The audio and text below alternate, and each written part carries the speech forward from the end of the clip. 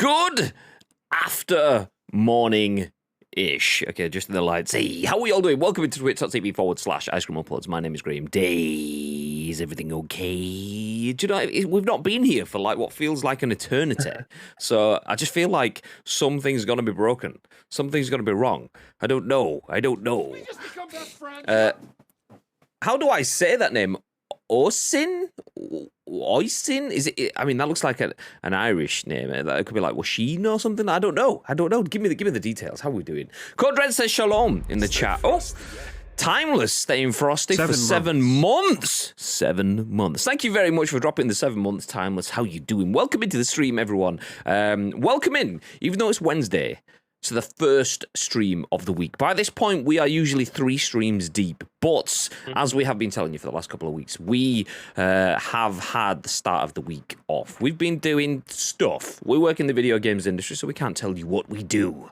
But we've been doing stuff. But we're now back from stuff. So it's all good. Everything is back to normal. We are back with a scoop today and another stream this evening. So if you want some PUBG fun times, do feel free to join me in the Triggermeister for that this evening. But for now...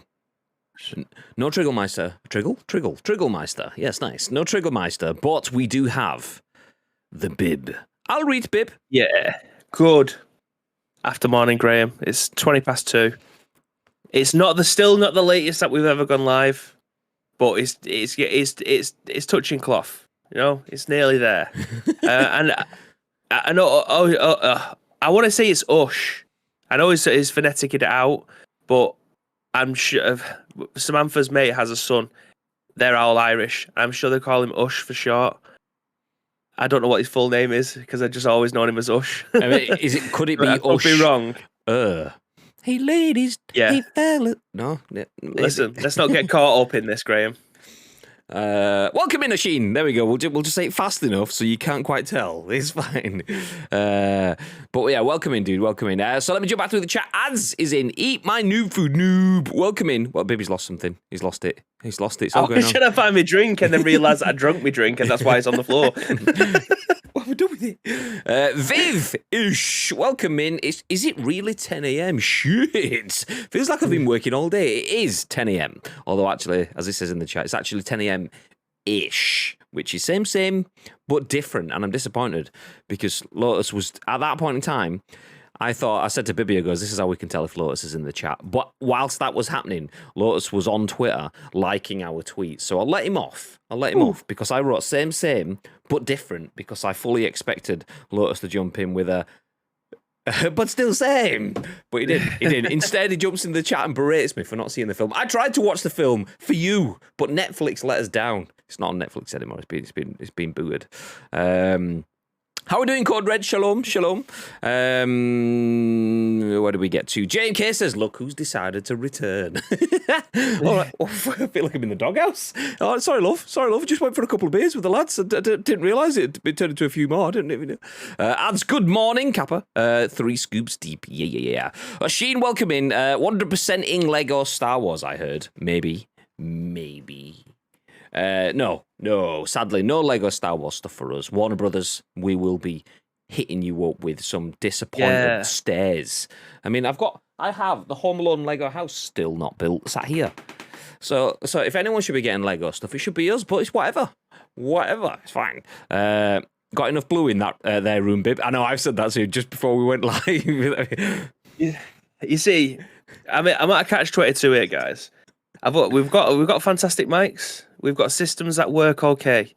The only thing that's missing from my setup is a camera of sorts. I've got 2 really shit webcams that I've bought for next to nothing for that reason, because they are shit. So it doesn't really take into consideration all of the colour. It just finds the most bright colour and then amplifies that. Which brings me to my next point. If there is an ounce of white coming through the window in this room, it washes me out. Being a ging, it's horrendous for colour schemes. So I've had to close the curtains to a point where they meet at the top, but as it comes down into like a V to let a little bit of light into my room. Now, if I was to open these now, I'd be like an unlocked character in a video game. I'd be a white silhouette. So I've kind of had to go with a bit of both here. Like, I haven't got my tripod set up with my light on at this moment in time. It's still downstairs in my suitcase. I need to get that set up to give this room a little bit of depth. So at the moment, it looks like we're in a sex dungeon, but a purple one at that. So if you don't know what Bibby's on about when he said it looks like an unlocked character, imagine if Bibby was to rock up wearing an all-white morph suit. That's what it'd be. We saw this the other day when we were in the studio. We didn't manage to show you guys, but when we were tinkering with the cameras, Bibby was sat there, and he was that reflective of the light. I swear he was like going. It was literally like this. It was as white as that, but you couldn't see. You couldn't even see my beard. It was just, it's horrendous. Like, I'm so white. I'm transparent. I'm like, it's a joke. But yeah, any kind of white or natural light, it just washes me out. It shows you how sensitive the sensors are on webcams and things, though, because when you put your hands up to do something about the room, not when you're pointing at the light behind you then, but when you put both arms up, the whole room colour changed because of the amount of light bouncing in and out of the lens. So yeah. So that's the last thing I need. Elgato, if you want to hook a brother up with one of your marvelous face cams, or if Logitech want to jump in and give me one of their C920s or whatever they've got going on, I'll be eternally grateful, because I need something else other than this. Because I mean, it does give the room a nice bit of depth. It's like a wide angle lens. I could put my other one on where it's like a fisheye lens. So. Yeah, I mean, I'm expecting the Undertaker's theme tune to start or something when this is on, like old school Undertaker with the purple gloves and the purple tie and stuff like that. Old school. Oh my god, yeah! I've just seen my screen. It changes from purple to blue yeah, as I do this. Yeah. Oh my god! It's like Kane. The whole room goes like. Okay, let's jump back. Let me see who else is. Who else? Yes, that's actual words. Nice. Stop saying that. You haven't seen the film. I know. It's 10 a.m. on the Atlantic somewhere. Probably. Oisin duck sauce. That's the one. That's the one. I see you would have been live earlier, but I had to go shopping, so they kindly delayed the scoop. This is true. We actually were just about to go live, and then I saw Tito saying, "What time is the scoop? I need to go out." So we're like, "Do you know what?" Said it. We might as well have a staff meeting at this point, because if Tito's not going to be there, there's no point doing it later on. So yeah, we'll doing it now. So we'll do this. So we had staff meetings and stuff today. So yeah. You're looking at a future esports champion right here. What Bibby with an M16 and a 2X on PUBG? That's not Bibby. That's definitely not Bibby on that emote. Go to your room, Graham/Bibby. Oh wait, you're already there. Yes. Would hate to see that desk under that blue light. No comment. Overcompensated for the United badge last week. Maybe that's it. But he went down the Chelsea route instead. Yeah, pretty much. Neil, missed me? No, actually. Next question. I always missed everyone. It's fun. Love you. Welcome in. Let's have a whip around for Bibby to get a new camera. Yeah, I mean, to be fair, we need to get him. I mean, after seeing what the Elgato face cams can do, rather than it just being a whip round for a C920, we need to get like a donation goal for the Bibby face cam fund, because those things are class. I mean, I don't have a face cam, but yeah. So yeah, there you go. That's the plan. Let's get it on. Bibby's blue blow bobs. I had to read that slowly because I didn't know what I was saying. Still unsure. Blue blow blob. Bibby, you've got a bit of shit on your shit. No longer high vis, it's high Bibby. Exactly. It just hums. There's only one mod to rule them all. For now, soon, Lotus has got to be getting close to his rejection stream, so that'd be nice. Absolutely. Yep. Coming to a stream near you, early 2023. Oh, no. Exclamation mark, give 30 sparkles to Lotus. Sparkles? What is this? What is this? Damn it. Shit on your shirt. Yeah, you got shit on the shit. God damn it. Anyway, we're not here to talk about the shit on the shirts or the whatever, or sparkles, any of that jazz. We are here to talk about video game news, and we have a few stories. In true ice creamy fashion, we're probably not going to get through them all, but we'll see what we can do. We do have a story. Well, we have two stories. We have back-to-back stories. You know what? I'm going to put the second one first. Because it gives a little bit of context. Because we will start off by talking about Unreal Engine 5 being out now, alongside playable shooter Lyra, which is a nice enough story in its own. Unreal Engine 5, great. Doesn't really impact me as the end user as such, but what it will do is lead to things like this. Crystal Dynamics announces a new Tomb Raider game made in Unreal Engine 5. Did anyone watch the Unreal Engine stuff yesterday? Obviously, me and Bibby were out of the office. We didn't have interwebs suitable to watch any of the content that went out, although I did see some assets from a PUBG perspective showing that like Craft and PUBG developers weren't included as a registered developer that's working on UE5. Did any of you guys see that sort of stuff? What did you think? Next up, we'll be talking about Ubisoft. They are developing a new third-person shooter IP, it's claimed. So a brand new third-person shooter IP from Ubisoft, which is going to be excellent, and because they've got a full history of delivering. No, okay. We'll go through it. We'll keep an open mind. I don't want to be negative from the off. It's easy to go that way, but we'll keep an open mind. We'll then jump into something that we did shelve from last week, but we are coming back to this because this is a game that we will 100% be playing on this channel. And we don't just want to seem like corporate shills. Not all the time. I mean, a lot of the time, we absolutely do want to seem like corporate shills. But on this one, not so much. So we've played a lot of State of Decay 2. We will play State of Decay 3. And a report details, or there is a report detailing troubled development around the game. Alleged failures at the studios of Undead Labs. Then we will jump into Amazon. An internal messenger may ban words like union, slave labor, restrooms unfair, and more. Basically, if you don't know what that means, they're trying to kill unionization, which is great. It's not great at all. And then finally, we'll give you a little bit of a wrap up. Not free game Friday. It's kind of free game Wednesday because it's not free because it's Game Pass. Everyone knows that you pay for Game Pass, but we will let you know what new games are coming to Game Pass. So if you have a Game Pass subscription and you think, do you know what? Fancy playing something new? Well, we'll tell you. We'll tell you exactly what that could be. Okay, jumping in. Ads says, I watched it. What did you think, Ads? What did you think? I just wish they'd treat the Division with the respect it deserves and not make a quick cash grab instead. That's in response to the Ubisoft news. We'll jump back into that one in a few minutes' time. For now, though, we'll jump into our first news story. Did you see any of the UE5 stuff, babe? I did not. Well, don't worry, we got you covered. We'll jump in fresh then. This article from Sean Murray at The Gamer says UE5, or I'm going to call it that from now, whenever it says it, just to save on syllables, or Unreal Engine 5, is now out alongside playable shooter Lyra. UE5 has just officially launched, and devs can even get a head start on their next project thanks to Lyra. So after spending almost a year in early access, Epic Games has just officially launched Unreal. I'm just going to call it UE5 and then go straight into it. Nice. Unreal Engine 5, the latest iteration of one of the most widely used game engines in existence. First announced way back in 2020 with the incredible demo Lumen and the Land of Nanites. That was class, by the way. UE5 promises to be a quantum leap forward in game technology. In Lumen and the Land of Nanites, we got to see UE5's dynamic lighting technology in action, while Nanite showcased textures and objects that were as true to life as the real thing. Over the past 2 years, Epic has also unveiled additional technologies that will let developers create realistic, animated human characters in a fraction of the time it would take previously.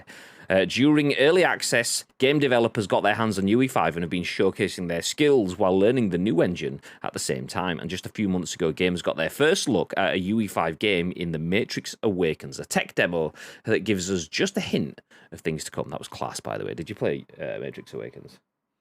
I did not know. I'm not really a Matrix fan, but for the guys that are Matrix fans like you guys and a couple of people in the office, they said it was brilliant. Yeah. So I'll take your word for it. So alongside UE5, Epic is also providing us with a free starter game called Lyra. Lyra replaces UE4's shooter game with an upgraded set of tools that can serve as an excellent starting point for game developers to create new projects as well as a hands-on learning resource. Lyra comes with 2 game modes, Expanse, or Team Deathmatch, and Convolution, which is Control Point, which is quite ironic because you're calling them Expanse and Convolution, which is a convoluted way of just calling them what everyone else knows them to be. But anyway, players control either Manny or Quinn, which is cool because they're mannequins. Mannequin. Okay, the two models available in Lyra, which are both armed with either a pistol or assault rifle. There's only one level, which is a sort of high-tech office building full of hamster tubes. It's not really intended as a full game, but you can play it if you sign up on Epic's site here. As for full games, there are plenty of studios working on new games that will be powered by UE5. And just today, Crystal Dynamics announced that the next Tomb Raider will also join them. So at this point, shall I stop so we can discuss that, or shall I jump into the Tomb Raider article? Go carry on with the Tomb Raider stuff, and we can talk about it collectively then. Nice. Okay. So this is like a lot of people are like, okay, cool, UE5, great, nice. I know that other games have had Fox engine, Frost engine, Frostbite, whatever.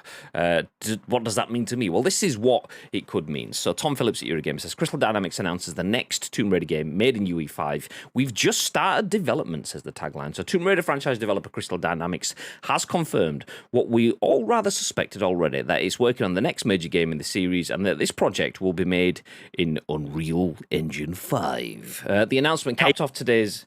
Huh? Sorry, I was just whooping. You got discorded. All I heard was... Saving your ears, mate. Don't worry about it. It's like Family Fortunes. I thought I got the wrong answer. Our survey says. The announcement capped off today's UE5 presentation by Epic Games, which was timed alongside the engine's general release. UE5 is the most powerful is the powerful toolset behind Epic Games' recent The Matrix Awakens demo, and which will also runs the ever-changing Fortnite. This new engine, this is a quote by the way, this new engine translates to next-level storytelling and gameplay experience, and that's why we're thrilled to announce today that we've just started development of our next Tomb Raider game powered by Unreal Engine 5, end quote, Crystal Dynamics said today. Our goal, this is a new quote again, is to push the envelope of fidelity and to deliver high-quality cinematic action adventure experience that fans deserve from both Crystal Dynamics and the Tomb Raider franchise. We can't wait to take this journey together. Crystal Dynamics previously developed Tomb Raider Legend, Anniversary, Underworld, Guardian of the Light, and Temple of Osiris, as well as the series' Big 2013 reboot and sequel Rise of the Tomb Raider. Since then, Crystal has been kept busy with a pool of received live service games, Marvel's Avengers, leaving 2018 Shadow of the Tomb Raider to sister studio Eidos Montreal. Okay, we'll stop there. We don't need to go through the rest of it. So we know. So UE5, clearly a big deal. That's what's been delivering Fortnite for us. That's what brought us the Matrix Awakens demo, and that is what will soon be bringing us the next game in the Tomb Raider franchise. What are your thoughts, Bib? Yeah, this is for me. This is massive. I imagine it's the same for everybody else as well. We've got a brand new next gen console. Do we call it current gen now because it's been out a while? Like, it's not technically next gen, it's current gen. But for the purpose of this, we now have PlayStation 5s and Xbox Series X's and S's. A new engine is perfect for this, a new Unreal Engine. Ever since we saw the trailer, and I always forget the name in its entirety, so for the purpose of this, I'm just going to try and butcher it. Illumin in the Land of Nanite, is that correct? Far from it. No, that's spot on. Nice. GG's. Yeah, I always forget it. So it's ever since seeing that trailer, it's got me excited about what this Unreal Engine can technically look like, made with the finesse and the pizzazz and the techniques that all these other industry workers will be able to use it for. It always feels like that is the showcase of what it could look like as at its absolute peak, and the lighting and things like that. Imagine a Tomb Raider game with this engine.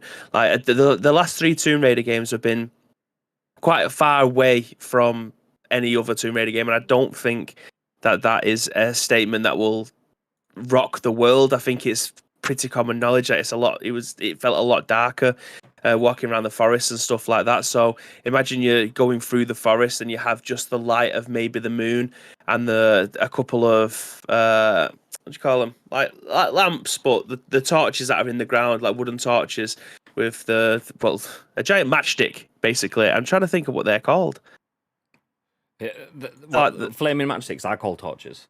So like a Yeah. stick with a rag around the end on fire kind of thing. That's still a Yeah, torch. that kind of thing. Yeah. So you've got the reflection off of the water as you're walking around with one of those in your hand, and then you'll have those things that are in your hand but stuck into the floor to light up a walkway and things like that. Like this is, I think Tomb Raider it kind of goes hand in hand with this, especially if it's like what the last set was like. It's going to be fantastic. But Unreal 5 engine is already in use in Fortnite, as far as I'm aware, and Fortnite. Albeit again, everyone will say it's a kid's game, but just look at it. It's beautiful. It doesn't have any kind of fuzziness or like really bad jankiness on the housing and things like that. Like it is a beautiful game if you like the art style. It all comes down to preference of art style. There's a lot of comic book games, like anime games that I don't particularly like the art style of, but I can get behind this kind of design. Like it's all down to personal taste at the end of the day. So I'm interested to see what other games this is. I think is this Tomb Raider the first big one that's got announced using Unreal 5, or that will be using Unreal 5 at some point? I mean, someone may be able to say, "Oh, yeah, here's another one," or something that has been confirmed before. There's been a lot of things confirmed in dabbling in it, but I don't think. Yeah, I think it was definitely the first one since obviously the announcement because it came alongside it that it was now fully available. But for those that haven't seen this trailer, this just pretty much looks like Tomb Raider / Horizon Forbidden West. This is the Lumen in the Land of Nanite tech demo that was released in 2020. This is on the Unreal Engine YouTube where we're playing this from. And it's basically, imagine if Tomb Raider was used to show you new technology. That's what this is. So it's showing you all of the boulders and the landscaping and stuff like that. Usually, say if you've played through Star Wars Jedi Fallen Order, all of these shots will have been pre-designed. Every bit of that rock landscape will have been designed.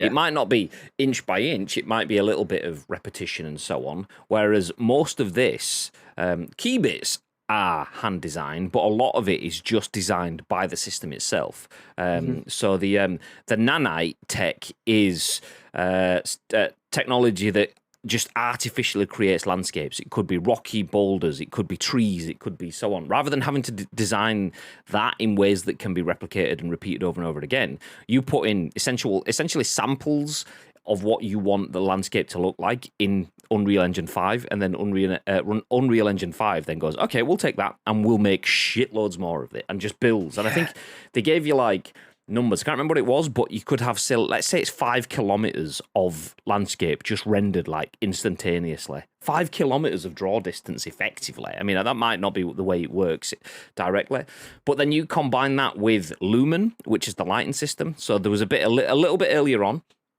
where she was this character in this demo was in a dark cave, and you see a little bit of the roof fall through, and that was to show that the lighting in the whole room changed, because like ray tracing, light isn't just here's a shadow and then we move it and there's no shadow. Light changes the darkness and the light levels within the shadow areas too, because light beams bounce around, and that's what the Lumen element of it does. So yeah, badass. So looking forward to it. It's been 2 years in the making. Like this came out in May 2020. We're almost in May 2022.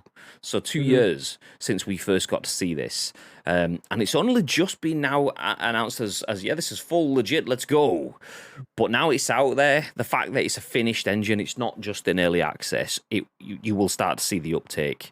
Yeah, speed up, definitely. I mean, arguably in this trailer, if you was to replace the protagonist with Lara Croft, it looks like a Tomb Raider game, doesn't it? It looks like an older Tomb Raider game in terms of the area in which she's in. Obviously, in some canyon somewhere, but like it looks like a Tomb Raider game if you swap the characters out, and I wouldn't be disappointed. Apart from when it starts to go a bit magic-y and things like that, as you can just see, it's just spawned some kind of light feature in a hand.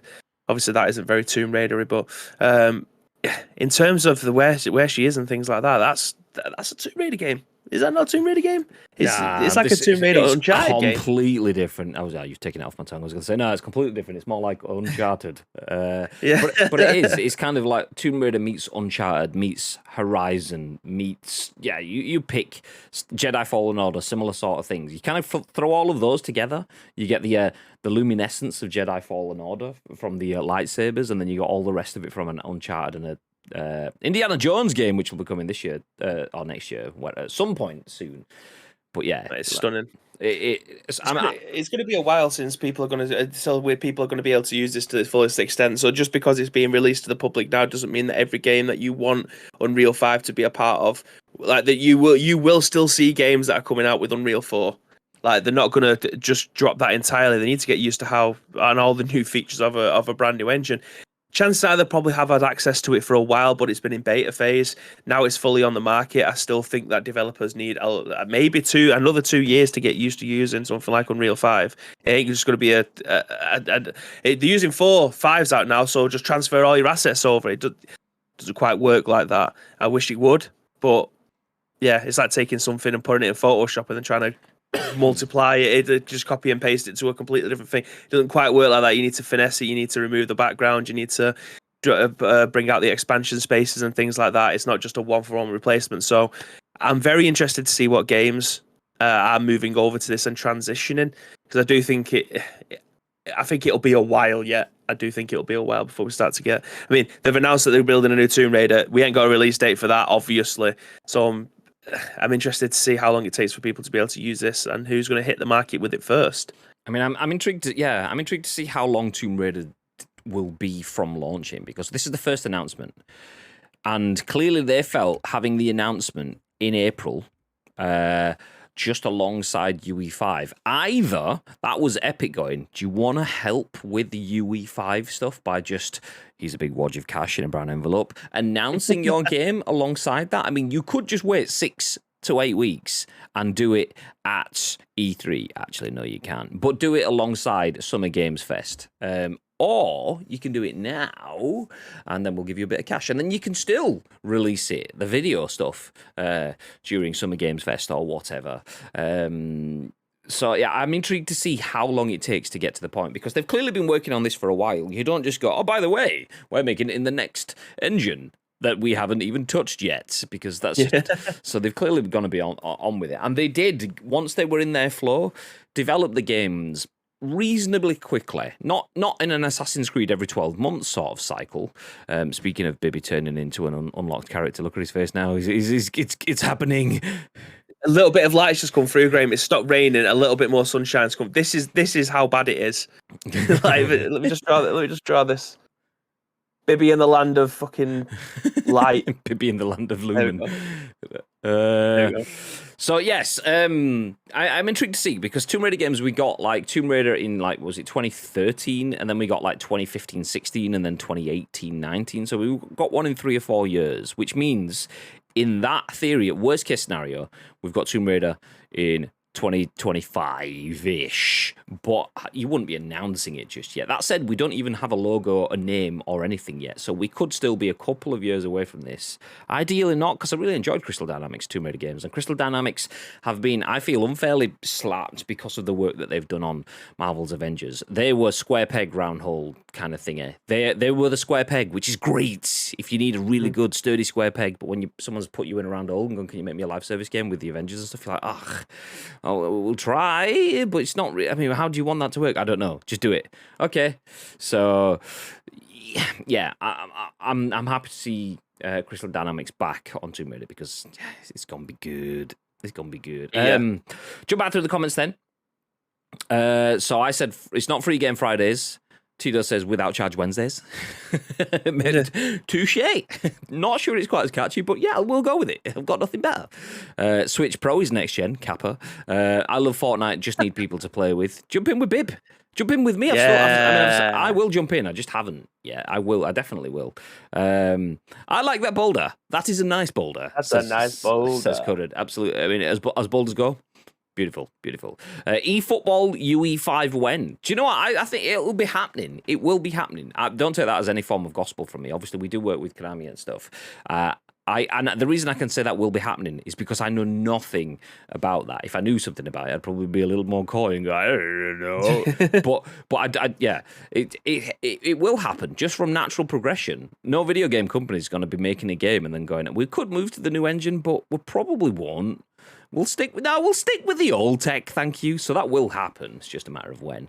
Breath of the Wild 2 delayed for UE5 and Switch Pro. To be fair, when we were watching that Lumen in the Land of Nanite trailer, there was a bit where the character was walking through an internally bit, and Bibi mentioned about like she just like made a ball of light appear in her hand. At that point, I was thinking that does feel a bit more like Breath of the Wildy than a Tomb Raider for me. And I think, imagine playing a Zelda game in that kind of visual fidelity.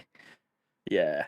I reckon the art style would suit it. And 100%. I mean, it'll probably piss off the hardcore because it doesn't look like Zelda anymore, but Zelda's had more licks of paint than most games, do you know what I mean? So I think it would, maybe making it a little bit more realistic might not be the way for Zelda, but in terms of progression, you'd think maybe at some point. But again, if it comes down to what it looks like, people would just want Zelda to look like what it looks like now, but just in a second version of the game, which is nothing wrong with that because Zelda looks beautiful as it is. But you'd feel Nintendo don't really give a shit about what's new and hot, do they? They just do what they do, and then they make fantastic games that hold their value for 7 years later. Do you know what I mean? So, what do I know, Graham? What do I know? Natural progression. They're still catching up from the 90s. In the morning, I'm making waffles. I don't know where that came from. what? Shrek. I like that boulder. That's a nice boulder. I was like, I didn't get the reference. I didn't understand that reference. Captain America memed myself there. Bibi did actually say over this weekend that I've watched too much Shrek, so if I needed any more confirmation on that. So, yeah, there you go. Nice one, Bib. eFootball will probably use UE5 in the future. People moaning about it not being UE5 and V1.0 need a chill. Let Konami get the gameplay right first. Not only that, it's only just come out of early access right now. You get your ducks in a row before you if you move into an entirely new engine that you've had some time developing, you don't jump to an entirely new engine before you've fully got everything right. For the people that got, I think they should move to UE5. It's like, okay, you tell me more about why they should move to UE5. I mean, Lumen and Nanite, obviously, we know those are key commercial terms, but tell me more about your internal developmental knowledge as to why there would be more benefits sticking with jumping to UE5 rather than sticking with UE4 right now. You don't know. You just think, I want a newer thing. Great. We all want the newer things, but until you know the details and the costs and benefits for sticking with it or not, shut your mouth. But yeah, I agree with ads on that. What do you know about why UE5 would be better than UE4 at that point in time? You don't. Just judge on what's there, not what arbitrary number an engine has. God damn it. Miramar gave Lotus a boulder. I'll read Nietzsche. Hit me on Discord whenever you're fortnighting. Says ads. Bibbs just looked at me and shook his head. He said no. He said hard pass. Okay, god damn it, Bibb. I am the Zelda fan. I'd be down for UE5 Zelda. Are you a fan of Zelda, ads? News to me. Not sure about all that. Hi, all who won the prize. To be fair, we haven't actually drawn it yet. If we were prepped, we would have drawn it today. We did the export on Monday, but we haven't done the draw yet. So we will do that. We'll put that on this afternoon. We're only back in the office today. Plus, we had staff meetings and stuff. So we will share it in the Discord. So, yeah, we'll find out in the Discords little bit later on today. Do the rar. I love you, Daddy. Do the rar. Miramar gave Lotus a rock. Rock didn't fit in with the floor, so I changed it. I mean, you've got to like that. You've got to like the rolling with the floor. Nice. Okay, so if you missed it, Unreal Engine 5 has been confirmed. Nah, it's got confirmed 2 years ago, but now it's fully released. None of this early access stuff, it's out there for everyone. And you can tell that because Tomb Raider has just been confirmed as being back. The next Tomb Raider game will be made in Unreal Engine 5. If you go onto the interwebs, I have it on good authority, i.e. ads in the chat, that there are lots of YouTube summaries out there. So do go have a look into what was said in that. I did see one asset on social media of some dude stood next to a presentation that had logos of all of the studios that have been using UE5. So it had PlayStation and Xbox, and then all of their studios, or lots of their studios, Devolvers and other brands and the like that have been using UE5. So I expect it to start to just roll out pretty quickly. A lot of teams will have been developing games with a view for an immediate switch, but more other teams will be like, okay, we're too far on. An immediate switch would cripple us right now. So yeah, imagine some games will start to roll with it pretty fast. Some of them will take it a little bit of time. Either way, nice. New tech, love to see it. Love to see it. Do you know what we don't love to see though?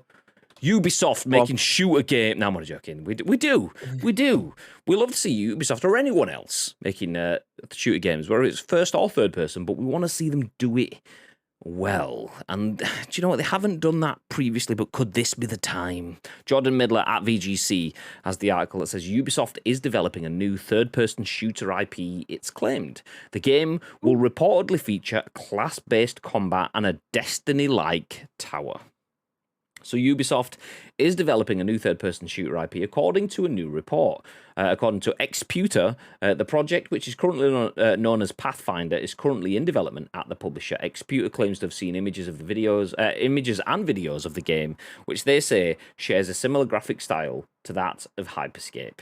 Ubisoft's soon-to-close Battle Royale. Well, that's not the start that I was hoping for, but let's continue.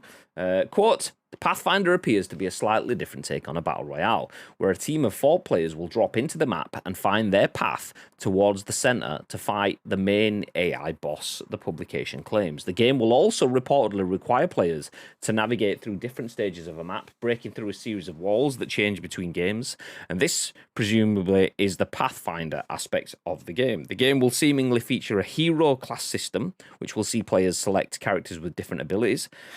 Excuse me. Although Xputer claims that these abilities are yet to be finalized as the game is still early in the development process.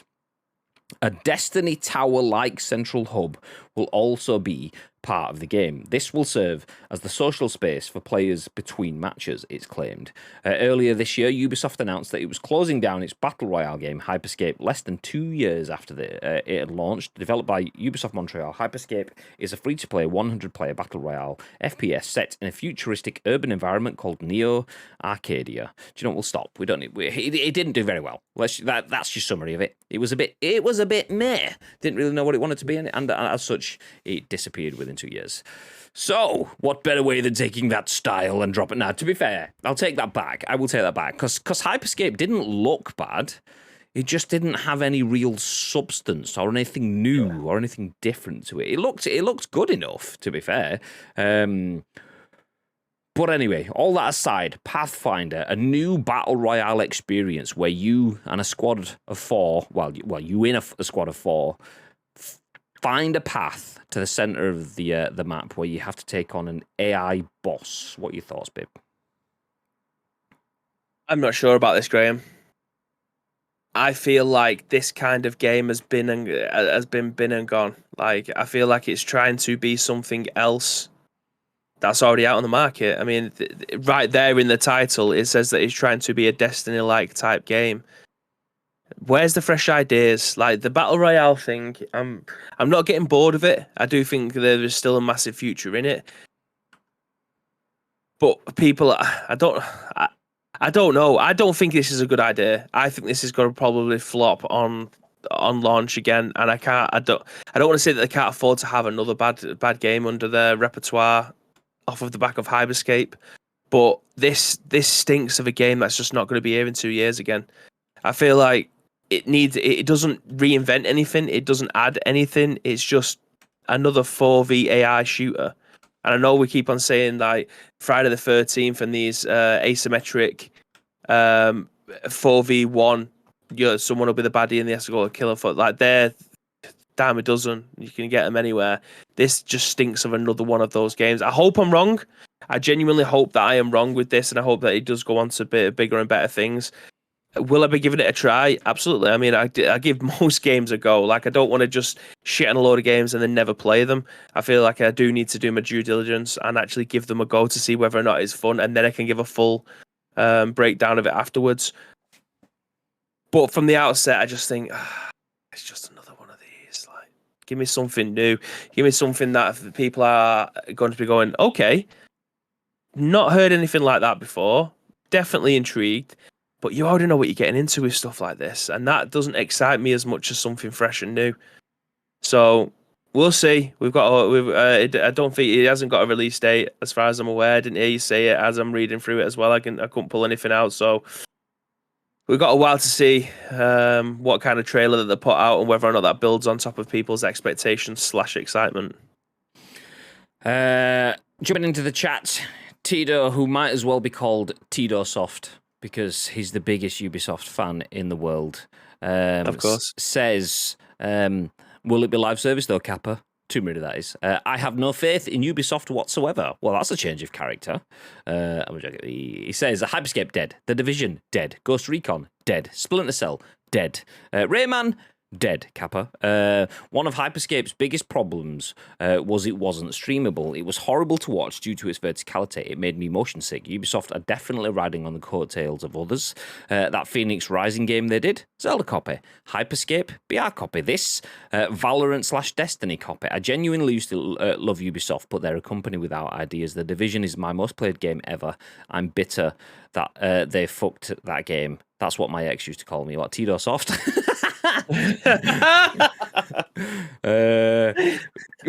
on that bombshell. Oh, Bibby is becoming more and more like is at the point of like nuclear breakdown. I'm gonna have to lean back a little bit now. There we go. Move the light. I closed them completely, and it doesn't look great. So I'll just lean back a little bit. There we go. Well, yeah, at least Tito's got something to I need to stop you bring because up. this what I have to say is a lot more important than what you could just be about to say. Bibby, looking forward, looks like. Have you seen that episode of The Simpsons where Mr. Burns is a glowing alien? that is Bibby. I'm floating in a minute. So yeah, there you go. Sorry, back to the importance of that you were saying. Yeah, like Tito says, he's got a point of reference there. Like, I still feel like they've let the Division down. Like the Division 1, I played a shit ton of that. I did play quite a bit of Division 2. I think I tried to get you into that. Mm-hmm. I remember. Do you remember us being in the office and watching the doc stream that on day one? Yeah. And he was playing it for like a week and he was loving it. So it's just, yeah, I feel like they have dropped a ball on a load of things. That the Phoenix Rising stuff, I actually thought looked fantastic, and I didn't get around to playing it. I think you can pick it up for like 15 quid now. So if I buy it, it'll just get added to the backlog. But I do feel like they've dropped the ball. It's just, it comes with ideas, and I've given massive props to what they did with Assassin's Creed Valhalla, because they kind of changed the wheel a little bit in terms of what you'd expect from an Assassin's Creed game. Assassin's Creed Valhalla actually made me think of going back and playing the older Assassin's Creed. I'm fairly certain I tweeted that out at the time. I feel like, is this what Assassin's Creed always been? And I've just got the wrong end of the stick from playing the first two and then not enjoying them that much. And then people was like, nah, this is a completely different game. This is the best one. Don't worry about playing the other ones. This is cool. And I'm like, okay, fair enough. So they have done something different with that game. What we're going to see from this, I don't know. I feel like this is just one of those games that they're going to be able to pump out, probably make quite a bit of coin from it, and then probably die in 2 years' time, which I always feel bad saying. But this definitely, if this isn't a free-to-play game, it's definitely going to be one of them games that's going to be included in your PlayStation Plus in 8 months' time. If it's still strong enough to be included in PlayStation Plus, PlayStation are like, nah, you're all right. Actually, we're okay, thank you. The thing is, though, like if I load this up, this is Hyperscape. This asset that's at the top of the screen, and look at the branding on it. It looks like the character models aren't super detailed, but they're also not caricature like Fortnite. It's like, I don't know. It's low rent, reality focused, but then you look at the world behind it. Okay, it looks almost cyberpunky with the because it's neo Arcadia. It's futuristic arcade style, which also looks a little bit like what's it called? The dodgeball game that we've been playing all year, Knockout City. It looks it looks like Knockout City meets Fortnite in a cyberpunk sort of world. It just looks like it's not really anything. A little bit of it all is successful at not being anything, and it just didn't really have any. I mean, I do agree with Tito's summary of it as well. The verticality in it just did not work for me. Getting up like propulsion systems to stick you up on the roofs. They've clearly just seen, oh well, do you know what? Apex has a little bit of going up into the sky and stuff like that. So we'll make it. Yeah, and no, that's for me at least one of the more tedious bits of Apex. It's like I want the guns on the ground fights. That's the reason why I play PUBG. So going up into the skies and stuff in Apex every now and then is tolerable. Doing it all the time for every fight on this, I'd rather build my way up with ramps in Fortnite, and I don't even want to do that. So, no. That said, I would tell you what the biggest injustice in this world is, Graham. Go on then, Lamar. If there's any justice in the world, I would be your man. No, it's not my singing. It's not the fact that I have not got a record contract. It's the fact that this game got 2 years. Radical Heights theme get 2 months. It's an absolute. Let's get Radical Heights theme tune played.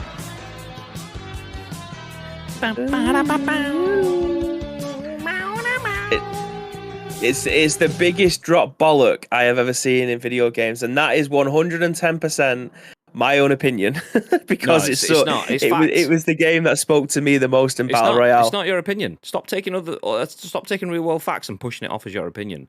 Absolute facts, to be fair. I watched Bibby stream that every time he streamed it, and I watched him get robbed of a first place by bad mechanics, but it was still the greatest game that the world has ever not quite seen. So yeah, it's good. It was fantastic. Let me jump back in the comments. Rayman would save Ubisoft. Open World Rayman, says ads. My favourite episode with Leonard, Nimoy, Mulder, and Skull. What fluorescent Bibby? This is, we'll get them. Well, not so much Leonard Nimoy. It'll be quite difficult to get him on an episode of The Scoop right now. But Mulder and Skull, yeah, go on, I suppose. I just hope people won't expect it to be some sort of new Messiah of football games, because those people are going to fall from high and hard to their asses. Talking about eFootball in the chat. That's the internet. People always expect the unexpectable. Code Red says Ubisoft is Dutch for open world. I mean, my instant reaction is, but then my second reaction is, wait, is it? Tap. No, I don't know what you mean. Let me just.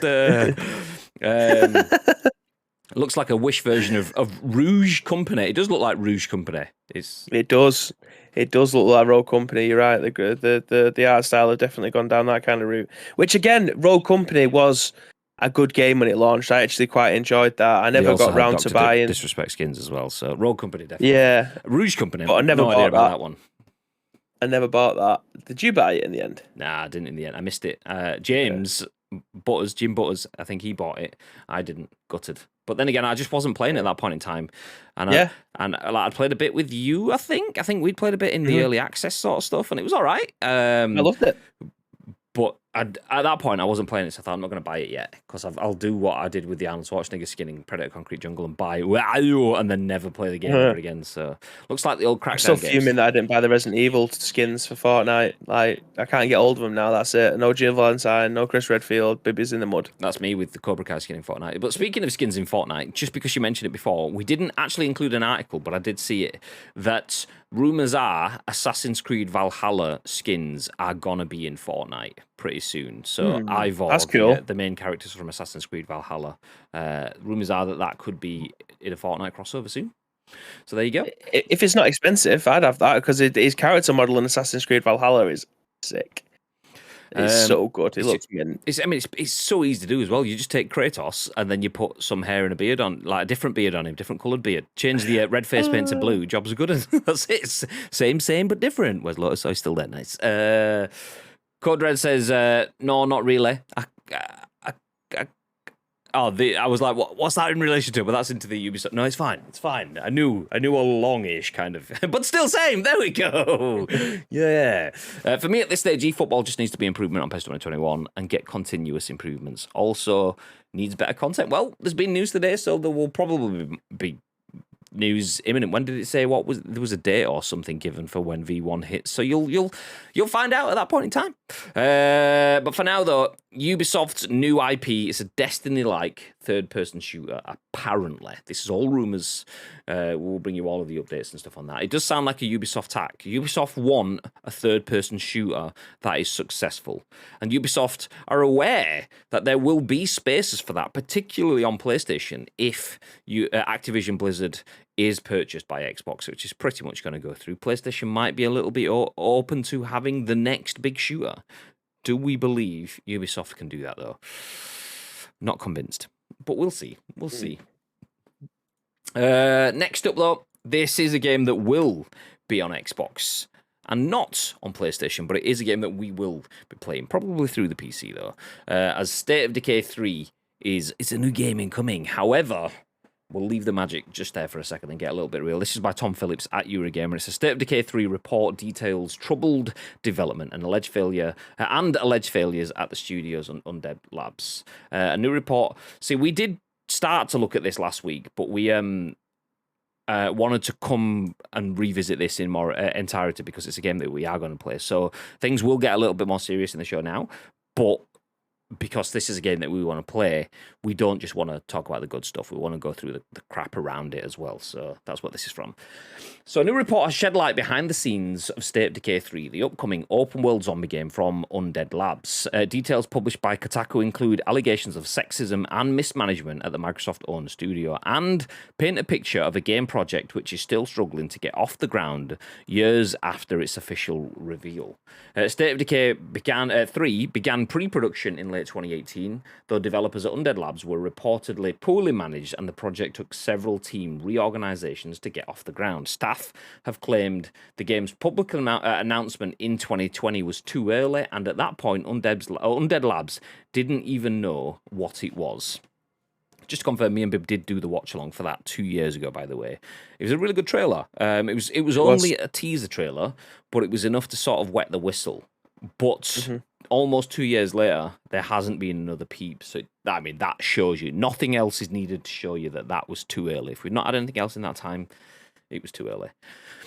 So the report also alleges sexism, that female employees were ignored or blamed during meetings and subject to sexist remarks, as well as failures by HR. Rules on meeting etiquette reportedly had to be enforced, though did not solve these issues. In 2018, when Undead Labs was bought by Microsoft, staff said the concern had been an enforced change of culture.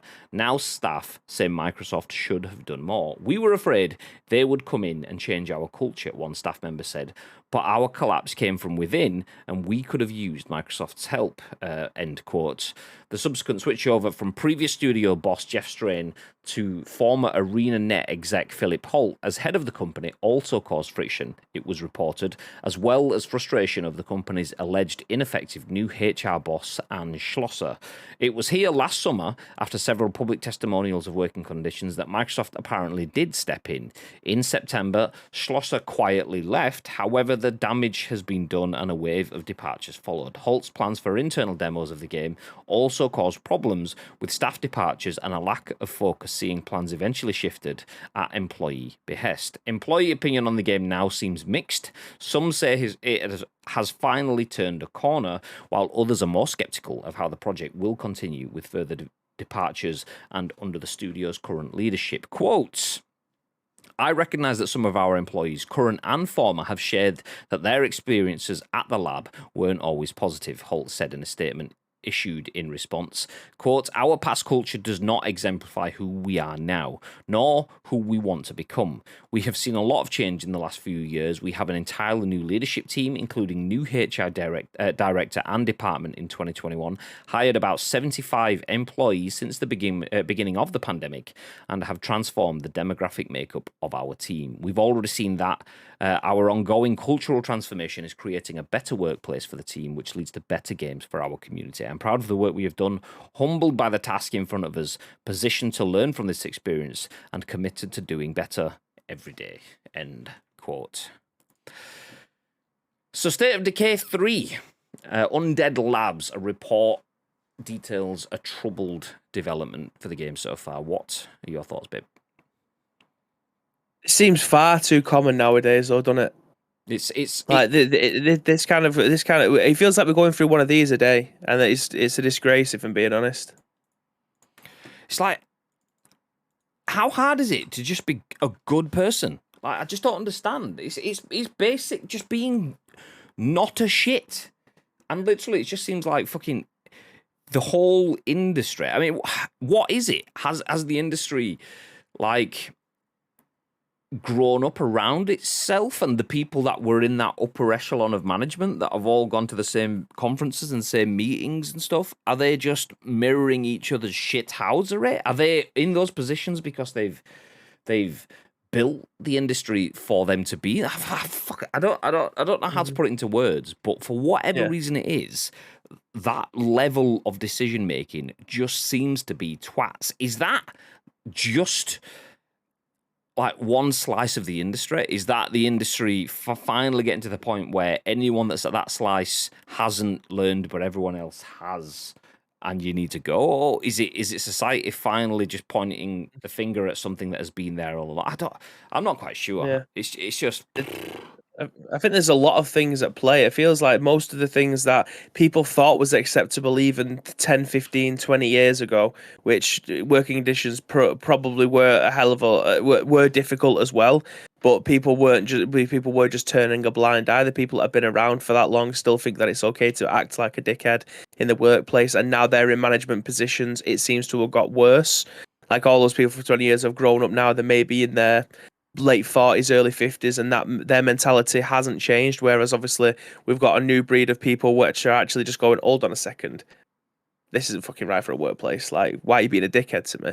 Like, there was one part of this where it says that they had to enforce etiquette within a meeting to not be dickheads.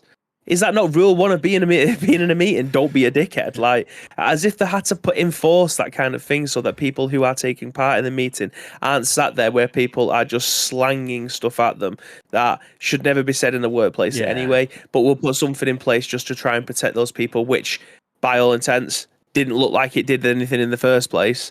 So I don't know, Graham. I don't know how they genuinely have to fix this, because we give props to Microsoft for stepping in on was it the Activision stuff?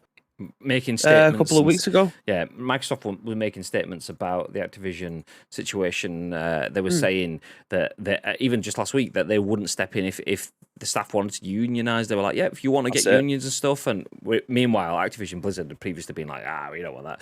So, but I mean, I don't really think it's fair to point the finger at Microsoft, or not that you were doing then, but I don't think it's fair to point the finger at Microsoft, just for anyone that isn't sure then. Microsoft has bought up so many studios that some of them had problems, and it's the difficult thing for Microsoft is like to try and let a studio be autonomous and do its own thing and not be micromanaged. People want Undead Labs to remain Undead Dabs. That's a bit different. Undead Labs. If you want them to remain themselves and make games with their character and their spirit, and people go, yeah, but you can tell what a whatever studio game is because and that's because Microsoft didn't come in and Microsoft it all up and stuff like that. But then at the same time, you can't necessarily go, well, why didn't Microsoft ban Hammer? It's because you wanted them to not get in, but you wanted them to get. It's difficult. It's all Game Pass's fault, says Ads in the chat. God damn it. God damn it. I mean, just having basic etiquette and how to treat and talk to somebody is probably your first lesson in life. And people have shut up. Fuck you, Graham. The thing is, though, is like we work in quite a relaxed environment. We have banter and humour, and we've just had a meeting earlier on today, and there was jokes and stuff thrown out in that. But there's a difference between having jokes and being a dick. There is a considerable difference. And if you're having to have people enforcing etiquette based around sexism and all sorts of stuff like that, then I know some people go, for some people it's a joke, and it's like, no, but if it's not a joke for others, then it's not a joke. There is a very clear difference between just having a bit of a laugh and so on to being well beyond the line and just being a shit an absolute shit, and people just are shit people from the sounds of it. And there's too many of them with influence, or there has been too many of them with this influence in this industry. They are slowly being eradicated, and the faster that continues, the better it is for me. But we'll put a pin in this story and go into a story that's actually not too far away. We just mentioned about Microsoft not stepping in the way of Activision Blizzard employees if they wanted to form a union. That is, if Activision Blizzard decided to let them go ahead with it. So Microsoft is like, if you want to unionize, you unionize. You do you, we'll do us, and we'll all live happily together. Great. And that's good because every other mega corporation has the same. No, wait, actually, no. No, they don't. As Amazon doesn't appear to be following the same beliefs. Izzy van der Velde at The Gamer says, planned Amazon internal messenger may ban words union, slave labor, restrooms, unfair, and more. So the internal messaging system at Amazon may ban words basically relating to unionization. So the tagline says, it appears Amazon is trying to prevent any more union talk, but it may just be pushing people towards organizing. So unions are organizations that can collectively bargain for the improvement of the conditions of workers. Just listen to that sentence for a second. Improvement of the conditions of workers. That's such a negative thing. Yeah, let's get rid of that. Not.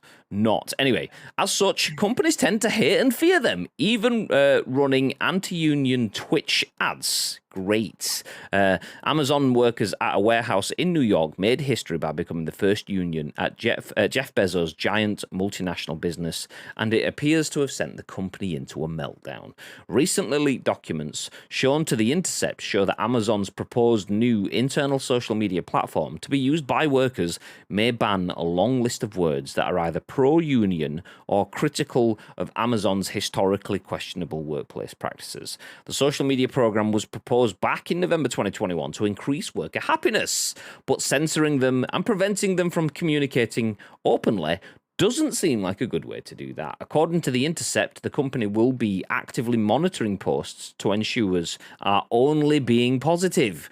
Real 1984 vibes. That's from the article there as well. So this is obviously a bit more of an opinion piece. But we do have an embedded tweet here. I will skip past that because the article, I believe, does mention more about it, so I don't want to double dip. So it says, as pointed out by Twitter user Abby for the People, banning these words and phrases is far more likely to push employees towards unions rather than airing them away from them. The Amazon union is a historic win for workers' rights in the US, and the video game industry is also attempting to make similar strides. Amazon spokesperson Barbara M. Agrate said of the leaked list, quote, this particular program has not been approved yet and may change significantly or never even launch at all. QA, I know that these are different stories about unionization within the industry and stuff, but what a shithouse way of getting out of it. This hasn't been approved and might not ever see the light of day. Yeah, but why did you have a list then that had words like union, unfair, favoritism, slave labor, and all of those sort of words within the list? Why would you even ever have a version of a system that was that sort of interfering? Like, actually, do we launch this system to our users?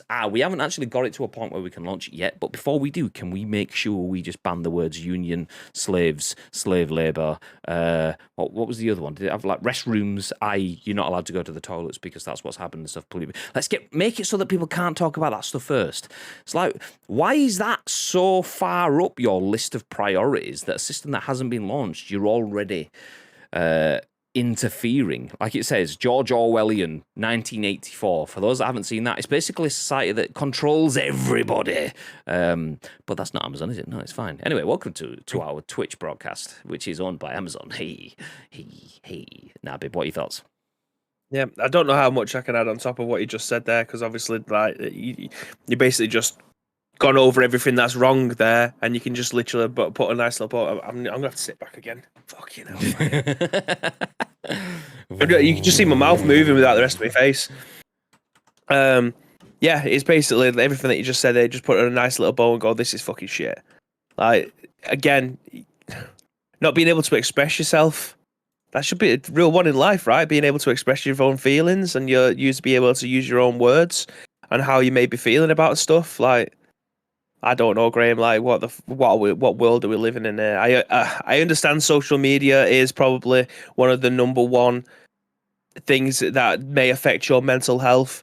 So you not being able to speak about your mental health, or just being able to talk about things like justice, or having words like injustice taken away from you, and I hate, union, fire, terminated, compensation, pay rise. Like, what about if you're talking about a video game or just a normal life event? Like, these words don't have to have the most negative connotations to them. They could just be used in a sentence regarding anything. Yet you're taking that for a spirit of expression of freedom away from everybody. Get in the fucking bin, mate. It's an absolute travesty. Like, why would you want people? I mean, the embedded tweet on this article is literally it. I can promise you that Amazon banning these words and phrases from their company chat app just radicalized a bunch of workers who were on the fence about needing a union. Like, you just be looking at it and going, fucking hell, get someone in here now to help us pronto before this goes too far. And I can guarantee you, this has already gone too far. This is the step. This is the mark which you go, do you know what? This probably isn't the place where I think I can progress, nurture my life, expand upon my experiences, because the carpet is just consistently getting pulled from underneath you. If you can't express your feelings on anything, regardless of whether or not it's about your work-life balance or anything like that, get out of there, man. The interesting thing is, if you look at that list of words as well, so it has words like union and things like that in there, which obviously we don't necessarily agree with it, but you can understand why a business looking after its own interests wouldn't want that sort of stuff there. We don't want a union because a union means that we potentially can't earn as much money by exploiting our employees. It's shitty, but you can understand the reasoning for it. Okay, I get that. But why do we have words like this is actually pretty self-explanatory of the whole thing. This is concerning, stupid, this is dumb. Those are three phrases that are banned, which is pretty accurate for the situation. But then you go into other things like pay raise. Ban any mention of the word pay raise. So you don't want people to ask for any form of compensation. The word compensation is gone as well. So we see that you would like to be compensated for your work. I don't think so. Okay. Don't agree with that either, but I can see why they'd want those sort of stuff to be banned, because it's all lining their pockets. All right. Injustice and diversity. Why would you ban the words injustice and diversity? Because what is the reason for that? Because injustice and diversity doesn't affect your bottom line. It just means that you're being good people. Freedom is another word that's been banned. Why would you get rid of that? Yeah, exactly. So it's just like, I know it's only an early version and it might not even look like that, but why would you ever consider getting rid of those words? Some words you can look at. Pay raise, yeah, there may be reasons why we don't want people talking about pay, because your pay isn't necessarily directly reflective of someone else that's in the same role but has worked there for 5 years longer or whatever. I can understand there's reasons in there, whatever. But injustice... Are you going to get rid of a word like accessibility, though? Like, they've got an Amazon game studio. How the fuck do they talk about having accessibility in the game? How would you do that? By getting rid of all freedom. Concerning. Yeah, exactly. This is concerning, Graham. Obviously, we can't say that. I mean, there is a word that says trash there as well, so there is a bit of that too. Ken! Oi, oi! You've come in just as we are taking the piss out of something pretty deep in terms of Amazon doesn't want its workers to unionise, or that's the way it looks. From looking at their new internal Facebook. They want people to use their own Facebook Messenger sort of system, but massively hindered by crap. The irony is Twitch has had a lot of stick for not having tools in their chat messages, instant messages, whatever, that will filter out harmful words. You guarantee Amazon's internal word filtering would be so much more advanced than anything that's on Twitch. So like, this is dumb with a D.U.M.B. Amazon would be like, nope, we'll ban that. On Twitch, it's like, yeah, that's fine. That's D.U.M.B. That's not dumb at all. That's fine. So, yeah. Anyway, okay, we'll put a pin in that and we'll jump into the last article, because we want to finish on a brighter note than the last two stories that we've had, and we are out of time as well. So we'll give you our final article before we look to wrap things up. And this one is written by Tom Phillips at Eurogamer. It says, Life is Strange True Colours headlines April's Xbox Game Pass editions. Cricket! MLB! Chinatown Detective Agency. That's the tagline, obviously. Tom Phillips was very excited about the games that are coming to Game Pass this month. So the enjoyable Life is Strange True Colors is the next major addition to Xbox Game Pass. The latest entry in the Team with Special Powers narrative adventure series first launched last summer and was warmly received. It's a beautiful return to small-town mystery and young adult drama I wrote in Eurogamer's Life is Strange True Colors review. That's obviously not me, but Tom Phillips. True Colors is just one of Microsoft's latest list of titles headed to Xbox Game Pass through the first half of April. Also on the cards are sports games Cricket 22, MLB The Show 22, which is cricket but American, plus Gothic Fairy Tale Lost in Random and Cyber Noir point-and-click adventure Chinatown Detective Agency. As you can tell, I'm not a big cricket or baseball fan. Fucking rounders but American. Yeah, cricket. It just mentioned cricket, so it's all I could go for. It's all I had to work with. So, as ever, a handful of games will soon be leaving Xbox Game Pass. This time around, these are MLB The Show 21, which is fine because you get 22. Nice. Rain on Your Parade, The Long Dark, Pathway, and F1 2019. Here's the full list of games and Xbox Game Pass editions for the first half of April 22. That's Cricket 22, both cloud and console on the 5th of April. MLB The Show, both cloud and console, 5th of April. Chinatown Detective Agencies on PC, cloud and console, 7th of April. Dragon Age 2, cloud, 7th of April. Do you know, I'll leave the dates. Plants vs. Zombies Garden Warfare, Star Wars Squadrons, Life is Strange True Colors, Panzer Corps 2, The Dungeon of Nahulbiuk 2. That's absolutely how it's pronounced, by the way, and Lost in Random. Anything take your fancy?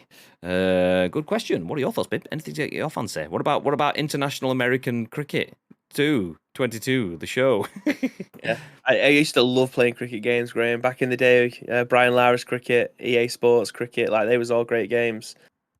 But nothing beats, the game that's going to be leaving, which is Mario Kart but real life F1. Do you know what I mean? It's like Mario Kart but real life cars. Well, F1. Are you a fan of F1? Not really.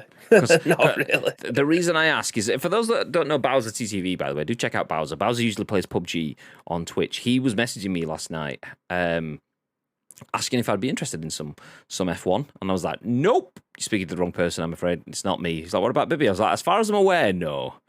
Lotus is the one that you want to I speak haven't to. played it. I'd be open to playing it. Like, that's on Game Pass now, right? So yeah. I can download that and beat everyone. I'm freakishly the end good of this month. Right. So I'm freakishly good at racing games.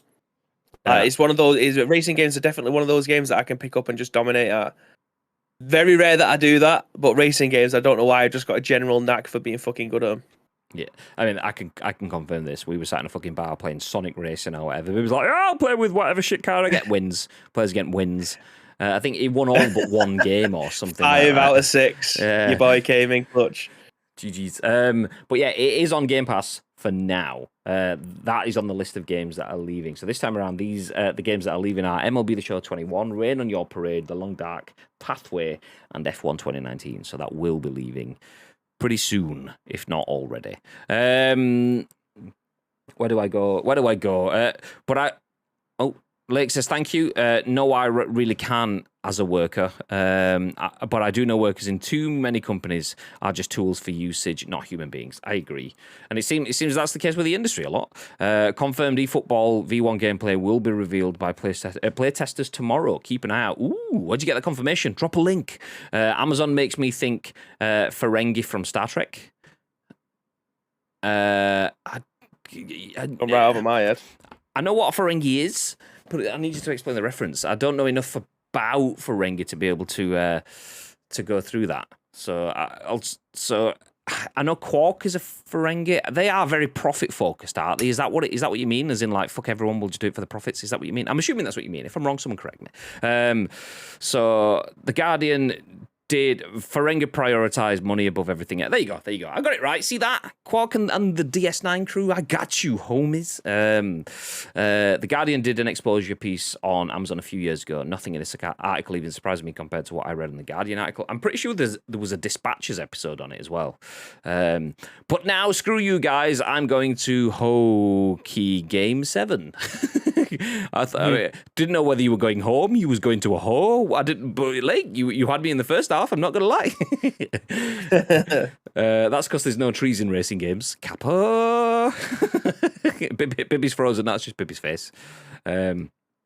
Play_e football put it in one of their tweets earlier. Ooh, there you go. Profit. There you go. He's just being very still and focused. He's full on head in the game. Can't move. This is the problem. If I sit forward, my face disappears. So I have to have my head at the back of. I mean, I can wheel back if you want. To wheel back and carry on moving for you, just to make sure the camera doesn't go off. I just have a problem. Look, my face disappears the closer I get. Get right up close. Let's just. Timeless says Lotus. Oh yeah, there you go. Timeless as well for F1. The thing is though, is Timeless until you show me your racing helmet with an ice cream plug sticker adorned across it. Then I'm gonna have to back the trig. Do you go? I'm not joking. I love you too. Big question. Cody Rhodes' return. Woo!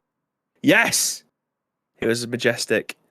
I feel like I couldn't talk about it on Sunday because people would have woke up and not been able to watch it. I haven't watched WrestleMania Sunday yet, so I don't necessarily know exactly how everything went down. But WrestleMania Saturday was phenomenal, and Cody Rhodes coming back was mega. I mean, it was the worst kept secret in wrestling, for being genuinely honest, but yeah, it was definitely a spectacle. Ad says SCSA also, which I can only assume stands for the South Carolina Somersault Agency. I didn't even realise that they had anything to do with the WWE, but nice to see them back. Anyway, GG's to all of those people from South Carolina and all of their somersaultings. Let's go. Stone Cold Steve Austin, baby! Match and Monday's promo was awesome. Ad says I cried a lot. Ad, you're always crying. It's fine. Just let it out. Let it go. Watch his promo on Raw. Awesome. He's live now on YouTube, the bump. The bump. I can't wait to use that as an insult. You absolute bump. It's like bump. It's like calling someone a quilt. It's fucking you absolute quilt. It's like you absolute cushion. It's just like it's not even offensive, but it hurts.